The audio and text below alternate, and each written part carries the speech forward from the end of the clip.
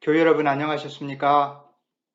온라인으로 드리는 애시번 한인교회 주일 예배에 오신 여러분들을 주님의 이름으로 환영합니다. 오늘은 4th of July 독립기념일이기도 하고 그리고 7월 첫 번째 주일이기도 합니다. 성령 강림 후 여섯 번째 주일인데요.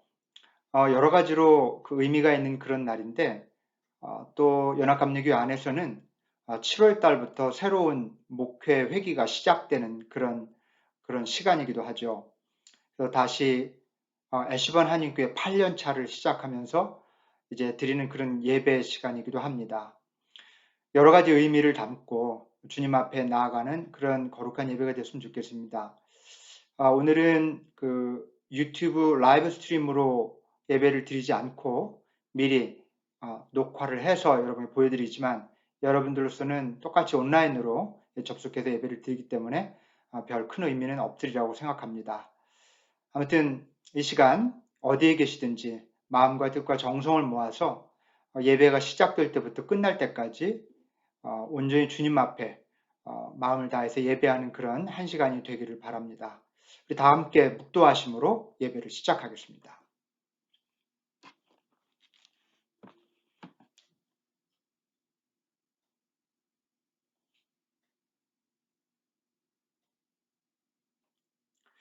하나님, 하나님의 성전 안에서 우리가 하나님의 한결같은 사랑을 되새겨 보았습니다. 하나님, 주님의 명성에 어울리게 주님을 찬양하는 소리도 땅끝까지 퍼졌습니다. 하나님의 오른손에는 구원의 선물이 가득 차 있습니다. 주님, 주님의 구원의 능력으로 시온산이 즐거워하고 유다의 딸들이 기뻐서 외칩니다. 너희는 시온성을 돌면서 그 성을 둘러보고 그 망대를 세어보아라. 너희는 그 성벽을 자세히 보고 그 궁궐을 찾아가 살펴보고 그 영광을 전해주어라. 하나님께서 영원토록 우리의 하나님이시니 영원토록 우리를 인도하여 주신다 하여라. 아멘. 이 시간에 같이 찬양할 곡은 약할 때 강함 대신에 You are my all in all.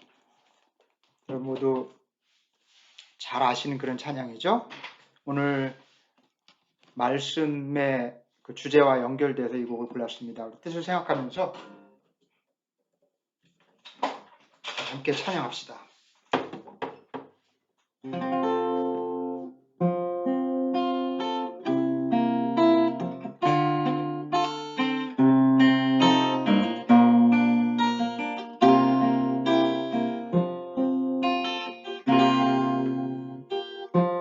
약할 때 강함 대신에 나의 부배가 되신 주 나의 모든 것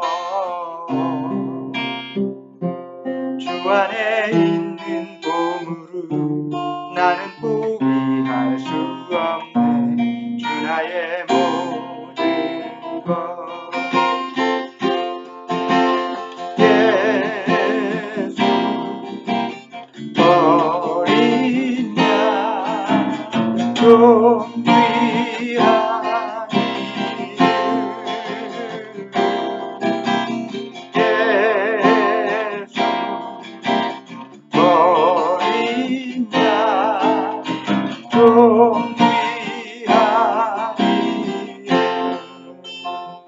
십자가 죄사하셨네 십자가 죄사하셨네 주님의 이름 찬양해 주 나의 모든 것 쓰러진 나를 세우고 나의 빈잔을 채우네 주 나의 모든 것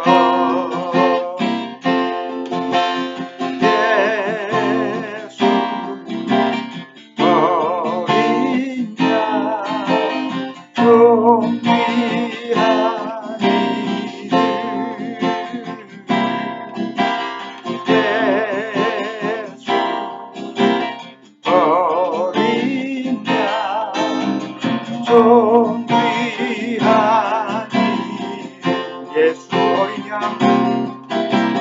예수 어린 양 좀 귀한 예수 어린 양 좀 귀한 좀 귀한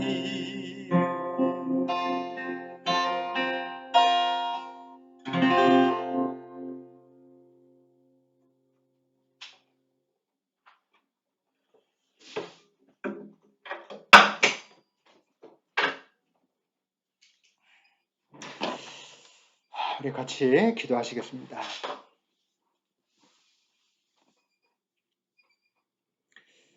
거룩하신 하나님, 다시금 새로운 목회의 출발선상에 저희들이 서 있습니다.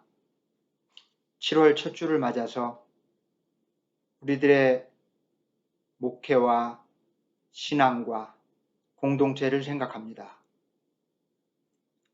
8년여 전에 우리 교회를 세우시고 하나님의 뜻을 펼쳐오시다가 하나님 다시 한번 새롭게 시작하는 이 귀한 기회를 맞아 주님께서 베푸신 은혜를 기억하며 주님께서 펼쳐가실 앞으로의 사역을 또한 생각해 봅니다.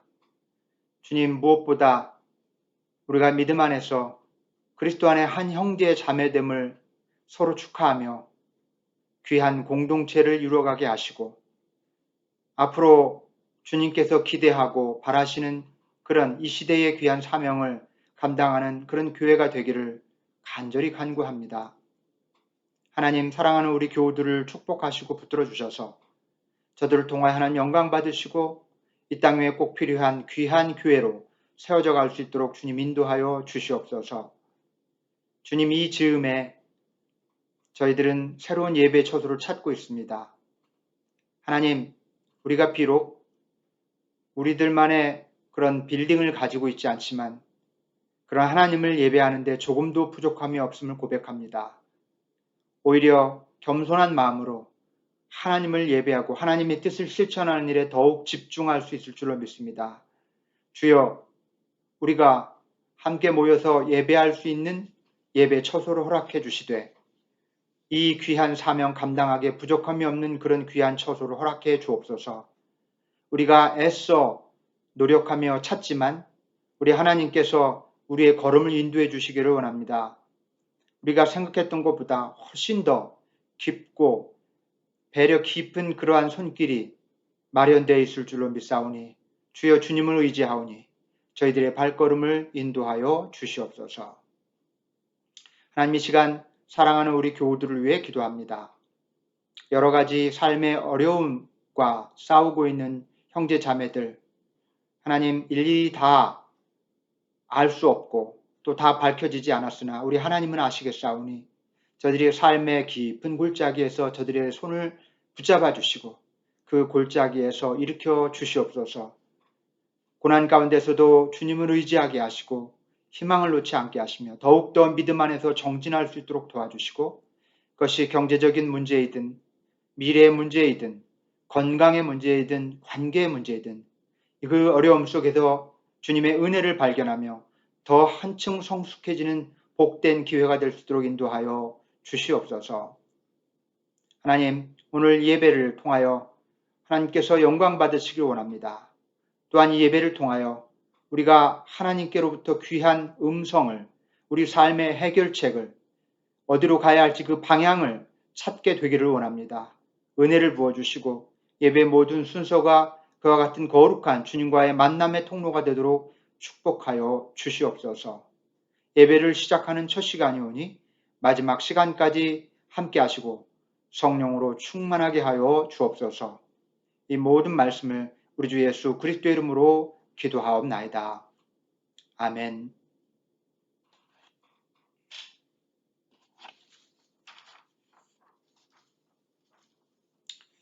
오늘 성경 말씀은 고린도후서 12장 2절부터 10절까지입니다. 고린도후서 12장 2절로 10절까지입니다. 봉독합니다. 나는 그리스도를 믿는 사람 하나를 알고 있습니다. 그는 14년 전에 셋째 하늘에까지 이끌려 올라갔습니다. 그때 그가 몸 안에 있었는지 몸 밖에 있었는지 나는 알지 못하지만 하나님께서는 아십니다. 나는 이 사람을 압니다. 그가 몸을 입은 채 그렇게 했는지 몸을 떠나서 그렇게 했는지를 나는 알지 못하지만 하나님께서는 아십니다. 이 사람이 낙원에 이끌려 올라가서 말로 표현할 수도 없고 사람이 말해서도 안 되는 말씀을 들었습니다. 나는 이런 사람을 자랑하려고 합니다. 그러나 나 자신을 두고서는 내 약점밖에는 자랑하지 않겠습니다. 내가 자랑하려 하더라도 진실을 말할 터이므로 어리석은 사람이 되지는 않을 것입니다. 그러나 자랑은 삼가겠습니다. 그것은 사람들이 내게서 보거나 들은 것 이상으로 나를 평가하지 않게 하려는 것입니다. 내가 받은 엄청난 계시들 때문에 사람들이 나를 과대평가하는지도 모릅니다.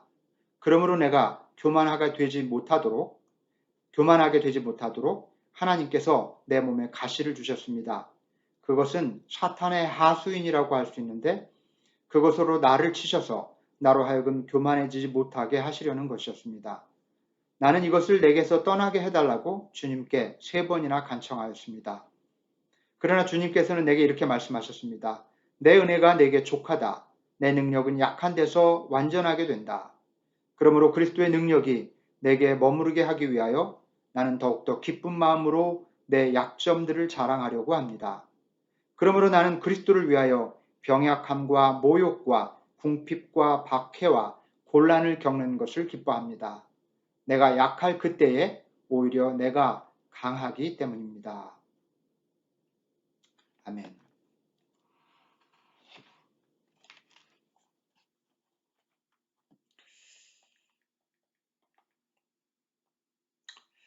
약함을 기뻐하노라는 제목으로 오늘 말씀을 여러분과 함께 나누겠습니다.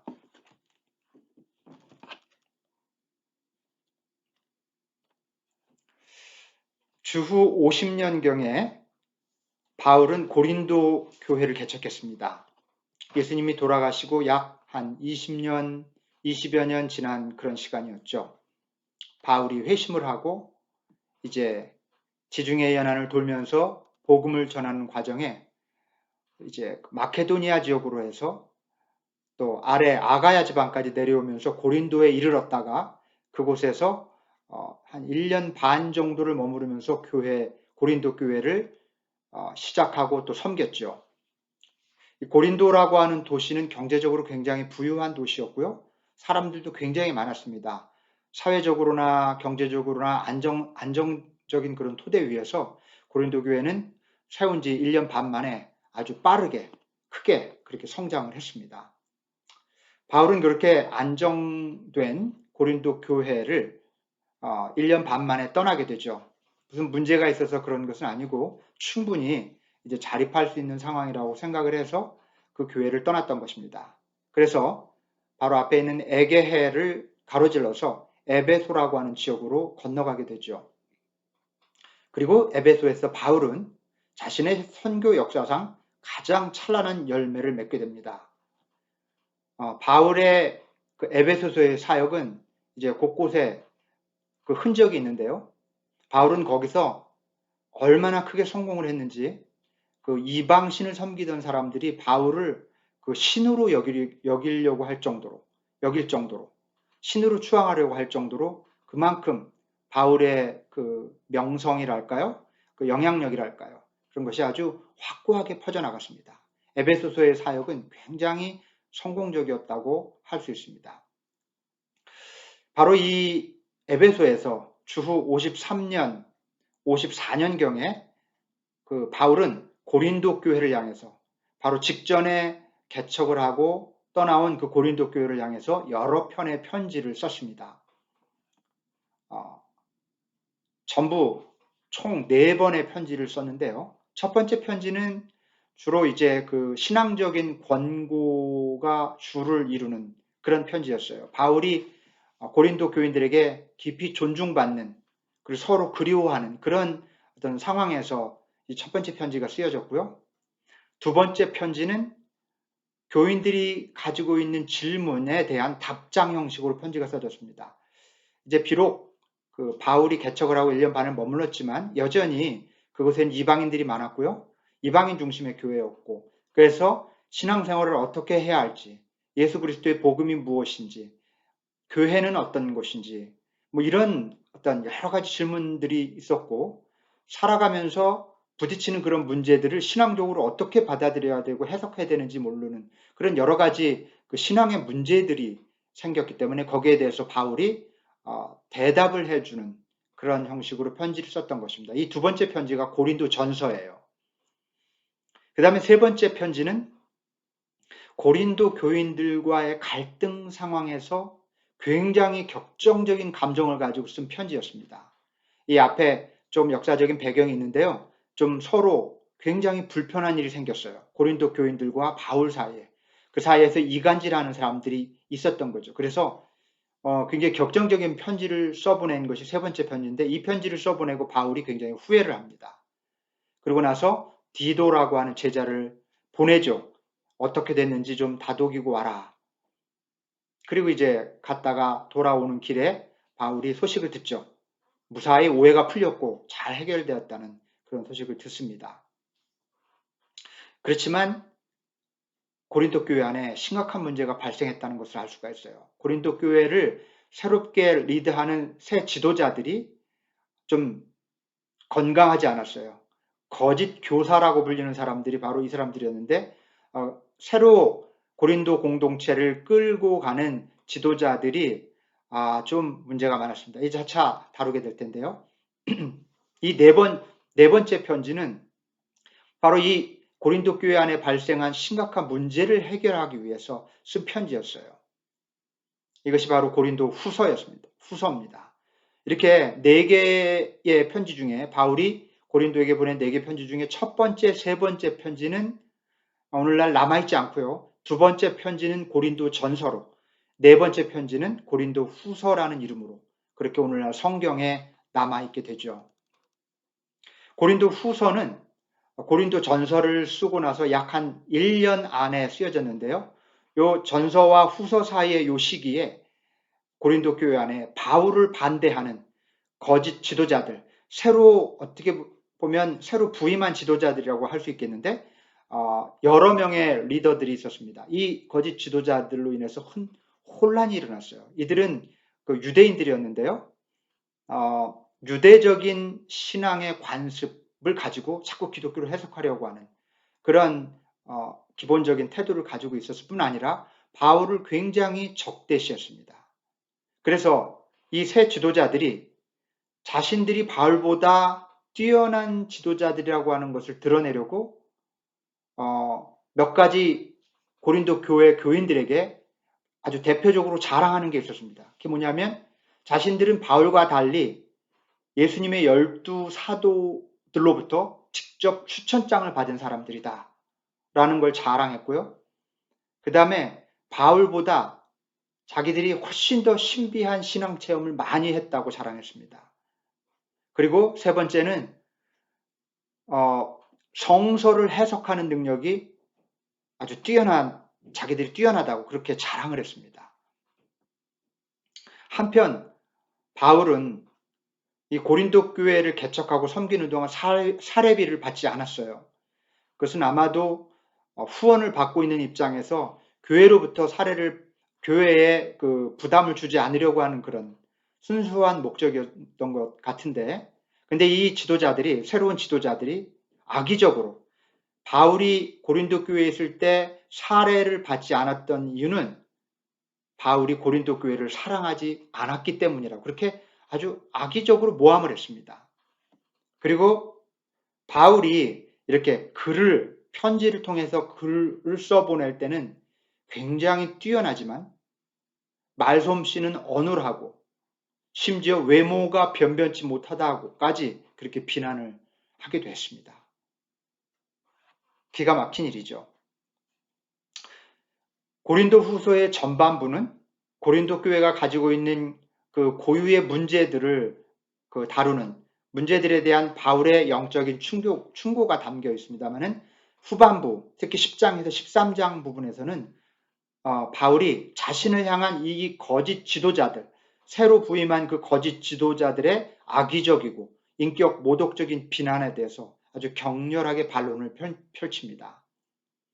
그래서 이 부분을 보면 바울이 그 새 지도자들, 거짓 교사들을 향해서 뭐라고 얘기하냐면 거짓 사도요, 속이는 일꾼이요, 그리스도의 사도로 가장한 이들이다 라고 그렇게 표현을 하죠.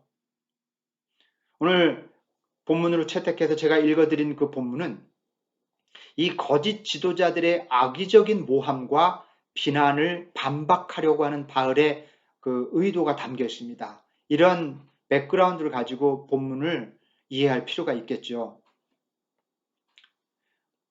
바울은요, 12 제자들과 달리, 예수님의 12 제자들과 달리 예수님이 살아계시는 동안 그분을 직접 만나거나 그분에게서 직접 배운 적이 없습니다.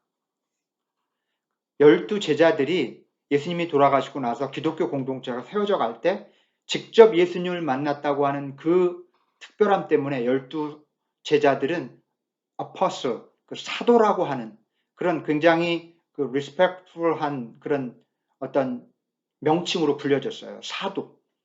예수님의 어떤 정통성을 이어가는 사람들. 그런 의미죠. 그래서 12 제자들은 사도로 불렸어요. 그런데 반해서 바울은 사도의 자격을 갖지 못했다고 그렇게 평가를 받았어요. 그 이유가 직접 예수님을 본 적이 없기 때문에, 말하자면 정통성이 있다고 말하기 어렵다. 이런 평가를 받았던 거죠.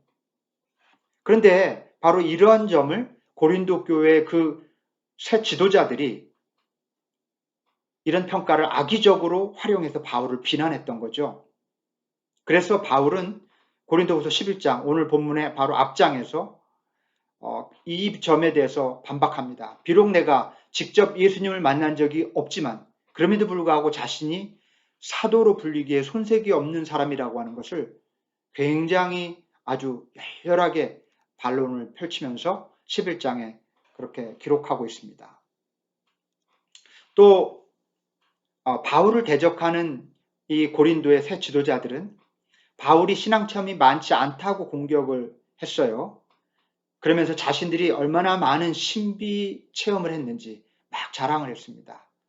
그것에 대해서 바로 바울이 오늘 본문에서 그동안 그 누구에게도 말한 적이 없었던 이야기 하나를 풀어놓으면서 반론을 펼칩니다. 바로 그것이 바울이 3층천에 올라갔던 경험에 대한 이야기를 여기서 소개하는 까닭입니다. 나는 그리스도를 믿는 사람 하나를 알고 있습니다. 라는 말로 시작하죠. 이 이야기 속에서 바울은 마치 자기 자신을 제3자로 묘사하고 있어요. 그리스도를 믿는 사람 하나를 알고 있습니다.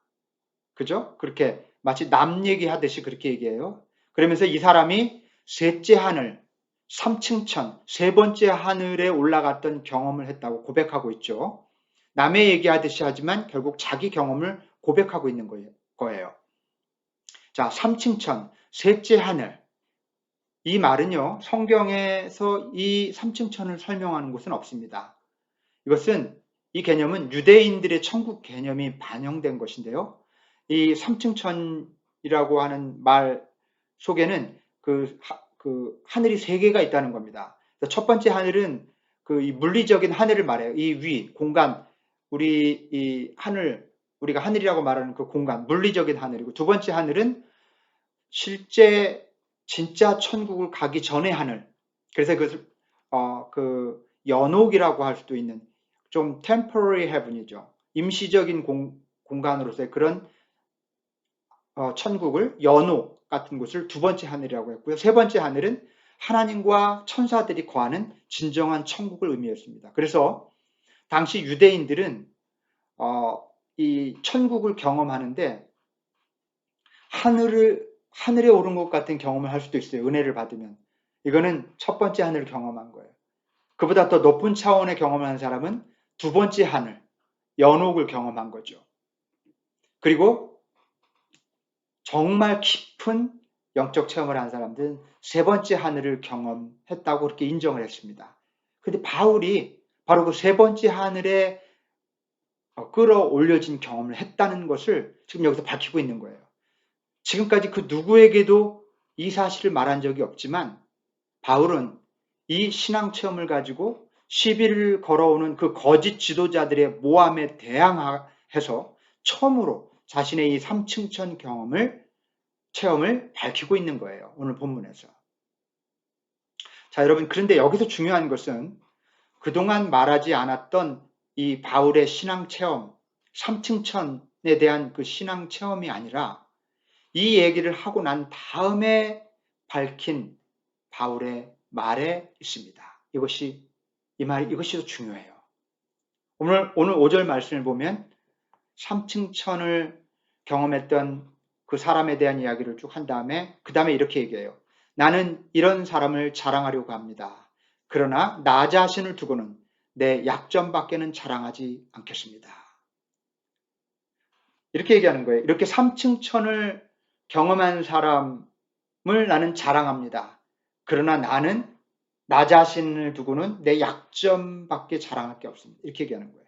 바울이 삼층천을 체험한 사람을 제3자처럼 묘사했던 이유는 자기 자신을 자랑하고 싶지 않았기 때문이에요.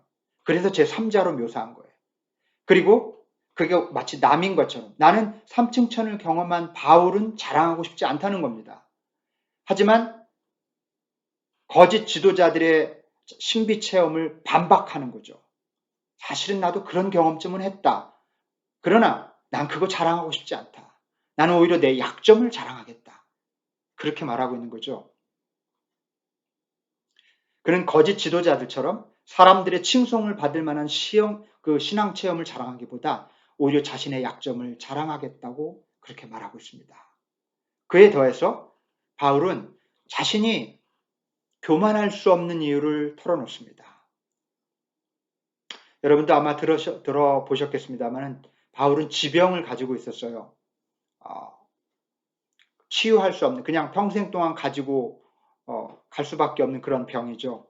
학자들은 바울이 아마도 만성 안질, 아주 지독한 눈병을 앓았을 것이라고 얘기하기도 하고요. 또 어떤 사람은 간질, 시저를 일으키는 그 간질병을 가지고 있었다고 그렇게 추측하기도 합니다.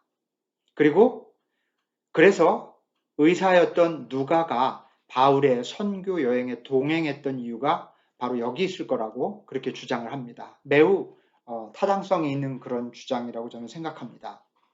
아무튼 이렇든 저렇든 바울은 자신을 괴롭혔던 병이 있었어요.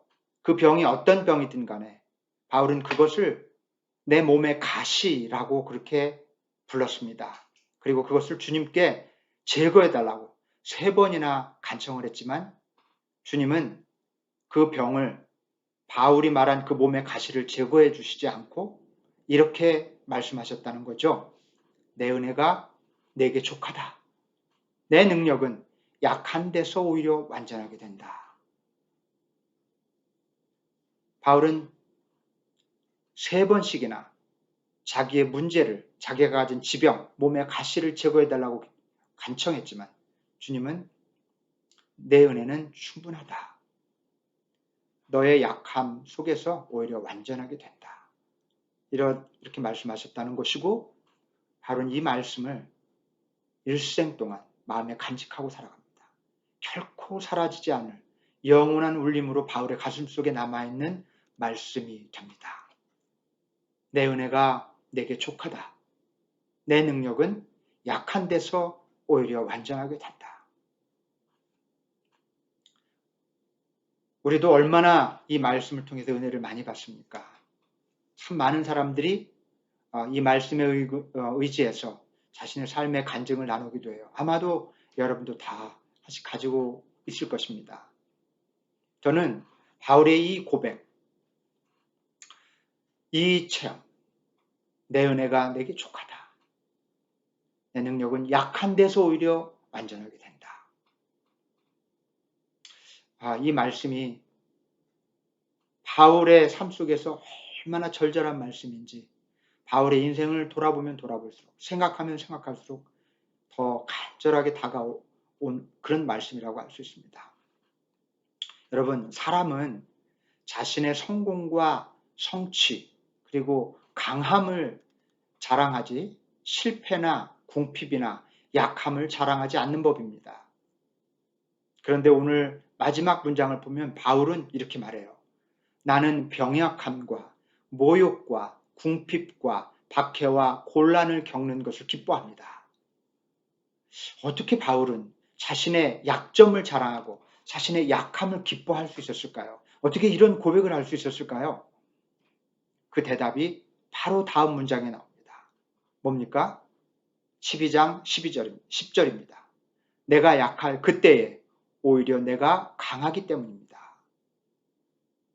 바울은 자신이 약할 때 강해진다고 하는 것을 자신의 생을 통해서 온몸으로 깨닫게 됩니다.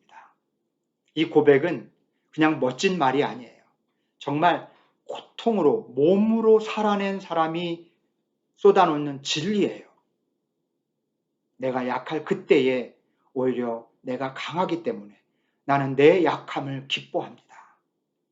얼마나 감동적인 고백인지, 함부로 따라할 수 없는 고백. 내가 직접 경험하고 내 중심에서 고백하지 않으면 아멘으로 받기 어려운 그런 고백이 아닐 수가 없어요. 여러분, 바울, 그는 잘 나가는 유대교의 차세대 리더였습니다.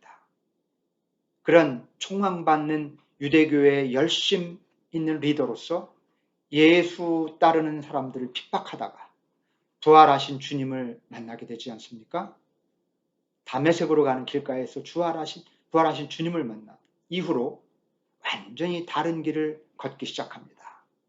그런데 그렇게 전혀 새로운 길을 걷는 바울에게 유대교를 따르는 사람, 유대교인들은 배신자라고 공격을 했고 동시에 기독교인들은 여전히 그가 기독교인을 박해하는 자라고 그렇게 믿었습니다.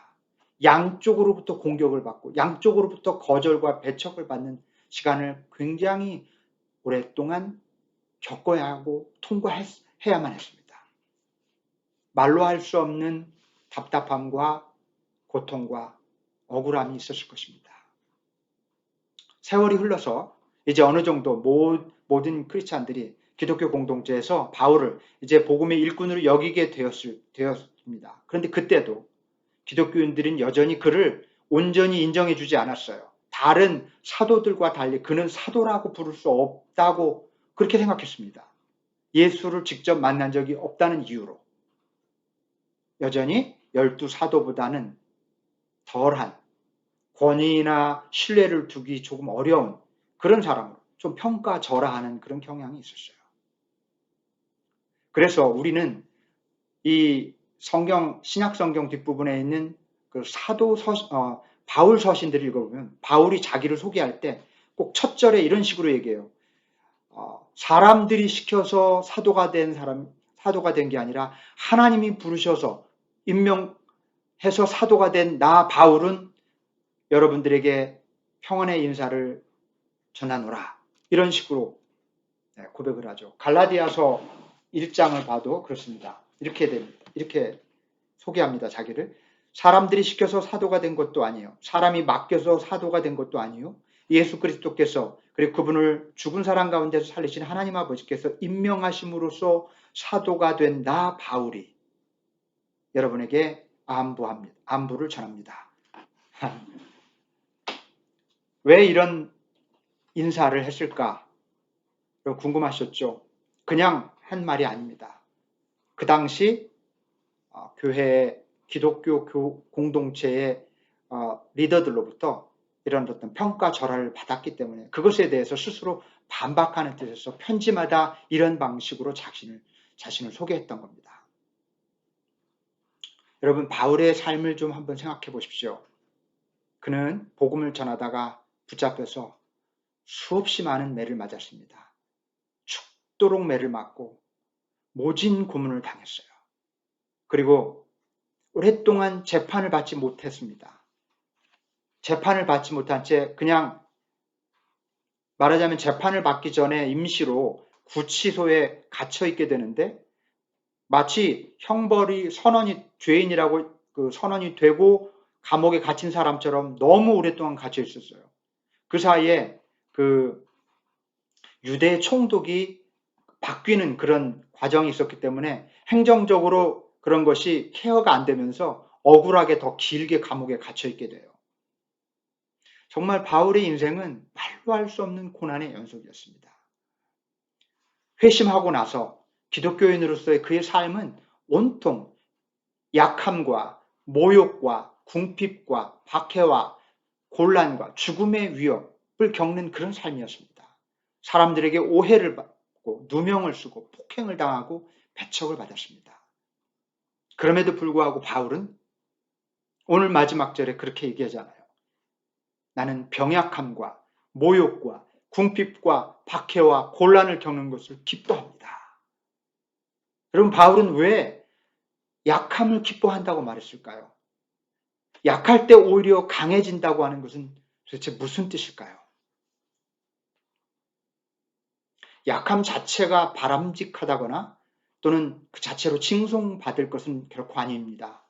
그러나 약할 때, 실패할 때, 모욕받을 때, 어려움을 겪을 때 그때 일어나는 현상이 있어요. 우리의 영혼이 비워지고 우리 영혼이 겸손한 그릇이 됩니다. 그래서 우리 안에 그 어느 때보다도 하나님이 머무실 공간이 생겨납니다. 그 어느 때보다도 하나님을 더 아주 섬세하게 느낄 수 있는 그런 타이밍이 돼요. 약함 자체가 좋은 것이 아니라 약함이 하나님과의 관계를 새롭게 해주고 우리의 영혼을 새롭게 해준다는 점이 좋은 점인 것입니다. 우리가 강할 때는 하나님보다는 우리 자신을 더 의지하고 더 신뢰해요. 그러나 우리가 약할 때는 내 자신보다는 하나님을 더 의지하고 하나님을 더 신뢰하게 됩니다. 강할 때는 내 힘만으로 살아가려고 하지만 약할 때는 하나님 없이는 살 수 없음을 절절하게 깨닫게 됩니다. 하나님의 힘으로 살려고 해요. 약할 때 비로소. 그렇기에 우리가 약할 때 오히려 강할 수 있다는 것입니다. 바울은 이 복음의 역설을 알고 있었던 거예요. 제가 아는 사람 중에 장애를 가진 아들을 둔 부부가 있습니다. 이분들은 아들이 처음에 태어났을 때 의사에게서 아들의 상태가 어떤지를 듣고 굉장히 낙담했습니다. 이 아들은 정신지체, 신체 기형, 전신 기능 이상, 성장 장애를 가지고 태어났고요. 그리고 앞으로도 살아가면서 심장질환, 호흡기 질환, 소화기 질환, 호르몬 질환을 일으킬 가능성이 굉장히 높다는 그런 사실을 전해 듣게 됩니다. 그리고 건강하게 살아도 일반인보다 수명이 짧다는 것도 알게 됐습니다. 청천벽력 같은 그 소식을 듣고 부부는 매일 울었대요. 너무 기가 막히고 너무나 좌절감이 몰려와서 하나님을 원망하면서 얼마나 울었는지 모른다고 그렇게 말했습니다. 직장 생활도 의욕이 없어졌고 친구들하고 만나는 것도 꺼려지고 심지어 다른 가족들, 친척들과도 거리를 두게 되었답니다. 게다가 두 부부가 같이 우울증을 겪게 됐대요. 상황이 정말 암담해졌습니다. 그런데 어느 날 이 엄마가 이 아들을 이렇게 품에 안고 이렇게 얼굴을 쳐다보고 있는데 아이가 엄마의 눈을 이렇게 마주치면서 활짝 웃더라는 거예요. 이 엄마는 그 순간을 절대 잊을 수가 없대요. 바로 그 아들이 자기 품에서 엄마의 눈을 보고 눈을 마주치고 활짝 웃었던 그 사건을 딱 겪고 나서 이 아이가 그 어떤 생명보다도 소중한 생명이로구나. 그리고 나에게 다가온 천사로구나 하는 것을 깨달았답니다. 그리고 그것이 그분과 또 남편, 그 두 부부의 삶의 전환점이 되었다고 해요. 이 아이의 특수한 상황 때문에 엄마가 24시간 이 아이를 케어해야 됐기 때문에 이제 부부 중에 한 사람이 직장을 그만둬야 했다고 합니다. 그래서 엄마가 그만두기로 해서 엄마는 직장을 그만두었고요. 수입이 줄어들었겠죠. 그뿐 아니라 아이를 케어하고 또 수술비에 들어갈 돈 때문에 적금을 전부 깨어서 치료비로 사용을 다 했다고 합니다. 이 두 부부는 아들 때문에 남들이 미처 다 알지 못하는 어마어마한 어려움과 또 눈물을 쏟아야만 했을 것입니다.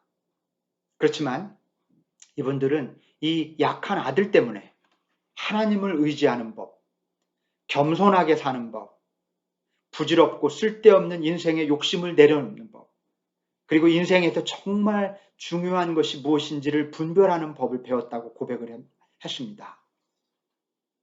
이 아들이 없었으면 자기들은 올바른 믿음을 갖지도 못했을 것이고 유지하지도 못했을 것이고 인생을 올바르게 살지도 못했을 것이라고 말합니다. 제가 아는 한 정말 이분들은 정말 약함을 기뻐할 줄 아는, 자신의 생에 약함을 기뻐하는 몇 안 되는 그런 사람임에 틀림이 없습니다. 사랑하는 교회 여러분, 인생을 살다 보면 약함에 처할 때가 있습니다. 어쩌면 여러분 중에 지금 그런 약함에 처해 있는지도 모르죠. 계획한 일이 틀어지고 바라던 일이 수포로 돌아갈 때가 있습니다. 억울하게 오해를 받을 때가 있고 모욕을 당할 때가 있어요. 사업이 실패하거나 그리고 갑자기 건강에 문제가 생길 수도 있습니다. 그런 일이 생길 때, 여러분의 인생이 약해질 때, 그때 부디 무너지지 않으시기를 바랍니다. 오히려 그 약함 속에서 하나님을 의지하는 법, 겸손하게 살아가는 법, 부질없는 욕심을 내려놓는 법, 그리고 인생을 의미 있게 뜻깊게 살아가는 법을 배우실 수 있기를 바랍니다. 부디 여러분에게 주어진 그 약함을 기뻐할 수 있기를 바랍니다. 정말 쉬운 일은 아니지만 우리 인생에서 찾아오는 우리 존재와 삶의 약함을 기뻐할 줄 안다면, 그렇다면 여러분은 그 약함 속에서 오히려 더 강해지는 은총을 경험하게 될 것입니다. 약할 때 강해지는 이 귀한 은혜가 여러분 모두에게 임하시기를 주의 이름으로 축원합니다. 기도하겠습니다.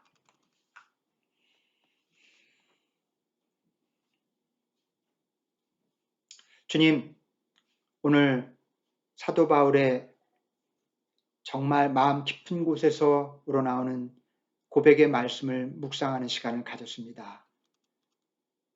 아버지, 숱한 어려움, 정말 다 헤아리기 어려운 고난 속에서도 약함을 기뻐하고 또 기꺼이 그 약함 속에서 강함을 믿으며 믿음 안에서 살아갔던 바울의 그 고백을 들여다보며 우리들의 삶에 하나님 다시 한번 반추해 봅니다.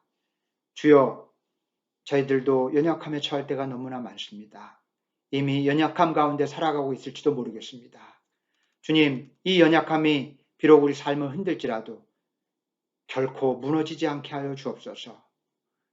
오늘 주신 말씀을 마음에 새기고 약함을 기뻐할 줄 알게 하시고 약함 속에서 정말 주님을 의지하는 법, 겸손해지는 법, 또 인생을 올바르게 살아가는 법을 배울 수 있는 저희들이 되게 하여 주시옵소서. 우리 주 예수 그리스도 이름으로 기도하옵나이다. 아멘.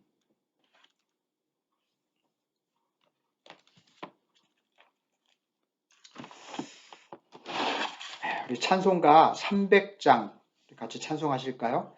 내 맘이 낙심되면.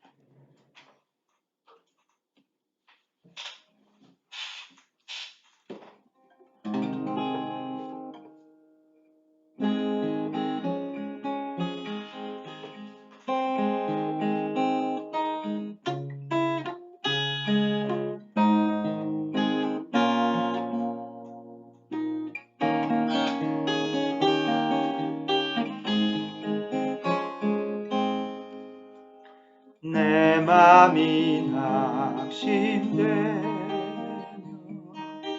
근심에 눌릴 때 주께서 내게 오사 위로해 주시네. 가는 길 캄캄하고 괴로움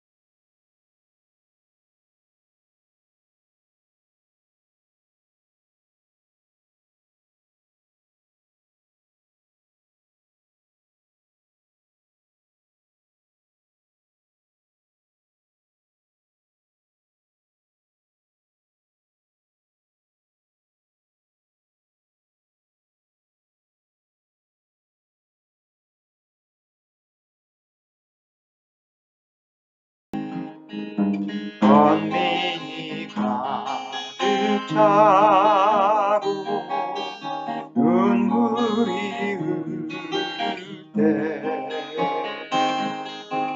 주 나의 곁에 오사 위로해 주시네. 환난이 닥쳐와서 어려움 당할 때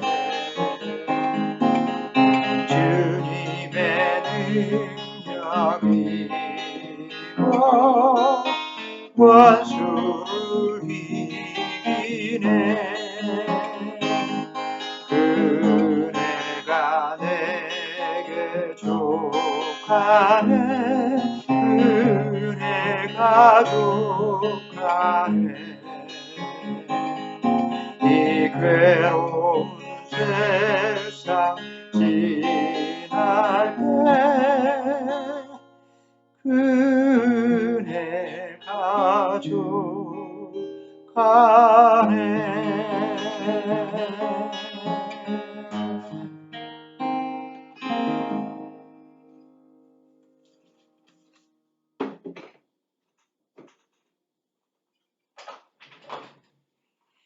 아멘. 네, 교회 소식 전해드립니다. 오늘 예배에 참여하신 여러분들 주님의 이름으로 다시 한번 환영하고요. 주님의 은총이 함께 하시길 빕니다. 계속해서 여러분 기도하고 계시죠? 우리 애시번 교회 푸른나무 공동체의 새로운 예배 처소를 위해서 매일매일 빠뜨리지 마시고 교회를 위해서 한마음으로 좀 기도해 주시기를 바랍니다. 주님께서 인도해 주시기를, 또 우리 모두에게 적절하고 또 우리 모두가 기뻐할 수 있는, 그리고 우리가 교회 사명을 감당하기에 부족함이 없는 아주 좋은 그런 예배 처소 주님 인도해 주세요 하고 함께 기도하실 수 있기를 바랍니다. 자, 제가 섬기는 미국 교회 소식 하나 알려드리겠습니다. 러호벳 교회, 러비츠빌 근처에 있는 교회죠. 러호벳 교회에서 다시 이제 그 인펄슨 예배를 시작하면서 치킨 BBQ 이벤트를 다시 시작하게 됩니다. 여러분 기억나시죠? 이제 7월 10일, 그러니까 돌아오는 토요일 7월 10일 오전 11시부터 오후 2시까지 3시간 동안 교회 예전처럼 그 로호벳 교회 옆에 마당에서 이제 판매를 하는데요. 그때처럼 천막을 치고 거기서 식사를 하실 수도 있고 또 그냥 픽업해서 가지고 가실 수도 있습니다. 투고하셔서. 그리고 미리 오더를 하시면 또 주문을 받습니다. 그래서 미리 오더하셔서 혹시 가족들이나 누가 같이 또 나누기를 원하시는 분들은 그렇게 또 하실 수도 있으니까요. 여러분 많이 참여해 주시면 좋겠어요. 우리 형제 교회고 또 제가 함께 섬기는 교회인데 우리 애시번 교회에서 많이 도와주시면 참 좋을 것 같아요. 또 오랜만에 얼굴 보면서 친교도 나누고 또 음식도 먹고 치킨이 굉장히 맛있지 않습니까? 맛있는 그 레시피를 가지고 또 직접 그 불에다 굽기 때문에 참 맛이 좋습니다. 여러분 많이 참여해 주시고 로벳 교회는 굉장히 작은 교회고 또 재정적으로도 많이 어려워서 이런 방식으로 좀 재정 문제를 해결하려고 노력하는 거거든요. 여러분이 좀 그런 마음으로 형제애를 가지고 많이 참여해 주시면 감사하겠습니다. 7월 10일 돌아오는 토요일 오전 11시부터 2시까지입니다. 혹시 처음 오시는 분들이 계시면 제게 그 카톡 주시면 주소를 제가 알려드리겠습니다. 그리고 혹시 또 모르니까요. 오랜만이니까 카톡에다가 제가 아예 그 로봇 교회 주소를 올려드리도록 하겠습니다. 저는 그날 행사 내내 그곳에 있을 거니까요. 오시면 반갑게 만나서 대화 나눌 수 있겠습니다. 이번 주에도 메일로 그리고 온라인으로 헌금해 주신 교회 여러분께 감사를 드리면서 이 시간 잠시 봉헌 기도하고 축도함으로 예배를 마치겠습니다. 기도하겠습니다. 감사하신 주님, 우리에게 강함을 주실 때, 부유함을 주실 때 그런 은혜를 인하여 주님께 감사를 드립니다. 우리에게 부족함과 약함을 주실 때 더욱더 주님께 가까이 다가갈 수 있는, 그리고 우리 삶을 돌아보며 우리 영혼을 비울 수 있는 깊은 영적인 은혜를 주셔서 또한 감사드립니다. 하나님, 우리가 인생을 살아가는 동안 주님의 은혜를 잊지 않게 하시고 어떠한 상황에서도 주님이 우리와 함께 하심을 기억하며 끊임없이 감사하는데 실패하지 않는, 끊임없이 주님 앞에 감사할 줄 아는 믿음의 자녀들이 다 되게 도와주시옵소서. 이 시간에도 지난 한 주간 교회를 사랑하며 주님을 사랑하는 마음으로 헌금한 손길을 위해 축복하며 기도합니다. 하나님, 저들의 삶이 복되게 하시고 저들을 일생 동안 물질의 어려움이 없도록 인도하여 주셔서 더 나누고 더 베푸는 복된 손길이 될 수 있도록 인도하시고 저들이 드리는 이 귀한 헌금을 통하여 우리 교회가 감당하고자 하는 일에 부족함이 없도록 차고 넘치는 은혜와 복을 허락하여 주시옵소서. 이제는 우리 주 예수 그리스도의 은혜와 하나님 아버지의 무한하신 사랑과 성령의 감화 감동 충만한 역사하심에 하나님 앞에 귀한 예배를 드리고 사도 바울의 고백을 내 고백으로 여기며 연약함을 기뻐하노라. 왜냐하면 내가 약한 데서 강함이라. 그 고백한 자신의 고백으로 받아들이고 살아가기로 결심하는 사랑하는 모든 성도들의 삶 위에 이제부터 영원토록 함께 하옵시기를 간절히 축원하옵나이다. 아멘.